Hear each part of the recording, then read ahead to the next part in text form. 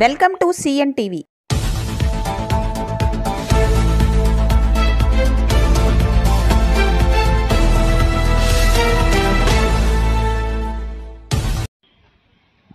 నమస్తేనండి, నా పేరు రూప. మాది పెదబయలు గ్రామం, పెదబయలు మండలం, ఏఎస్ఆర్ జిల్లా. మా నాన్నగారు అయినటువంటి నిక్కుల రంగయ్య గారికి 7 మేము సంతానం. 7కి మా నాన్నగారు ఇల్లు కట్టుకునడానికి అన్నదమ్ములతో పాటు అక్కచెల్లెలు కూడా స్థలాలే ఇచ్చారండి. అయితే నేను ఇల్లు కట్టుకున్నాను. ఇప్పటికీ 16 సంవత్సరాలు అవుతుంది నేను ఇల్లు కట్టుకొని. మరి మా పెద్ద వదినటువంటి లీలాకుమారి ఆమె, మా అన్నయ్య, మా నాన్నగారు, మా అన్నయ్య చనిపోయిన తర్వాత ఈ మా పట్టకు ఆనుకున్నటువంటి ఖాళీ ప్లేస్లో ఇంచుమించు 30 సంవత్సరాల నుంచి ఇది రహదారి ఉండేది. అందరూ ఈ వీధిలో వారందరూ కూడా ఇదే దారి మేము నడిచేవాళ్ళము. అయితే మా పెద్ద వదిన ఈ పోర్జర్ పట్టా చేసుకొని ఇంచుమించు 6 వ్యక్తులకు అమ్మేసిందండి.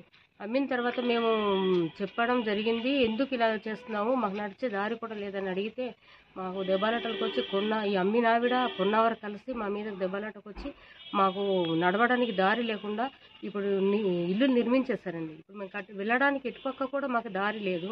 మా యందు దయ ఉంచి మాకు రహదారి ఏర్పాటు చేయని అధికారులు కోరుచున్నాము. ఈ కొన్నటువంటి వారు కూడా మేము ఎన్నోసార్లు చెప్పాము, మీరు ఇక్కడ ఇల్లులు కడుతున్నారు సరే, కడితే కట్టుకోండి, కానీ మాకు మరి చిన్న దారి మాకు వదిలేయండి అని ఎన్నిసార్లు చెప్పినా కూడా వారు వినలేదండి. ఆ కొన్నటువంటి వ్యక్తులు మండి రామకృష్ణ గవర్నమెంట్ టీచర్ అండి, అలాగే అంబిడి నీలకంఠం కూడా గవర్నమెంట్ టీచరు. మేము చెప్తే మీరు ఎక్కడ చెప్పుకుంటారో చెప్పుకోండి, మాకు అధికారులందరూ తెలుసు, మేము రాజకీయ పరంగా కూడా వెళ్తున్నామని మాకు చాలా బెదిరించి మాకు ఎంతో ఇబ్బంది పెట్టారు. ఈ విషయం మీద స్థానిక ఎంఆర్ఓ ఆఫీస్ కూడా వెళ్ళడం జరిగిందండి. అనేక సార్లు చెప్పాము.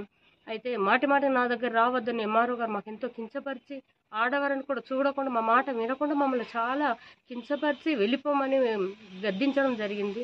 అయితే మేము ఇంకా చేసేది లేక సబ్ కలెక్టర్ ఆఫీస్ కూడా గ్రీవెన్స్ కూడా 3 సార్లు ఇచ్చామండి. జిల్లా కలెక్టర్ కూడా 2 సార్లు ఇచ్చాము. అయితే ఏ అధికారి కూడా మాకు స్పందించి మాకు ఎటువంటి న్యాయం అయితే చెయ్యలేదు. మా యందు దయించి అధికారులు ఈ విషయం విని మాకు విచారణ చేసి మాకు దారి ఏర్పాటు చేయవలసిందిగా కోరుచున్నాను. పేరు రాజమ్మ. నేను మరి ఇక్కడ పెళ్ళి అయ్యే 8 సంవత్సరాలు ఉన్నాను బాబు. ఇలాగ వచ్చే వాళ్ళు సీపుర్లకో గన్నెళ్ళకో కరపులకే వెళ్ళేదన్నమాట నేను. అంతే ఒకరోజు మా మేడం వాళ్ళ ఇంటికి వచ్చాను, ఎదిగి వచ్చాను నేను.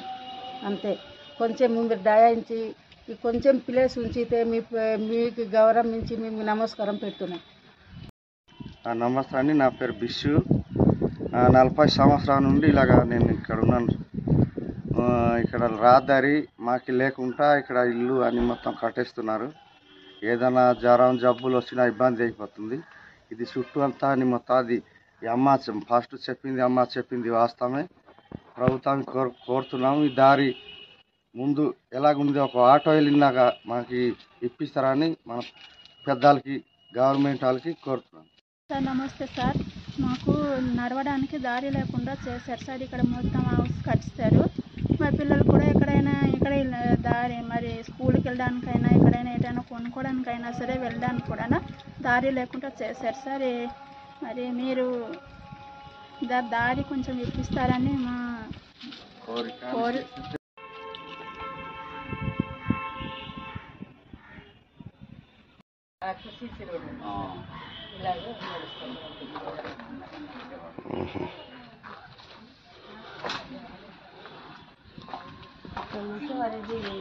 ఇలాగే ఉండేది సార్. ఇదంతా మొత్తం రోడ్డు ఈ గోడకి ఆనుకొని ఇలాగ మేము నడిచేవాళ్ళం. ఇలా చిన్నగా ఉండేది. ఇది మొత్తం ఇలా రోడ్డుగా ఉంది.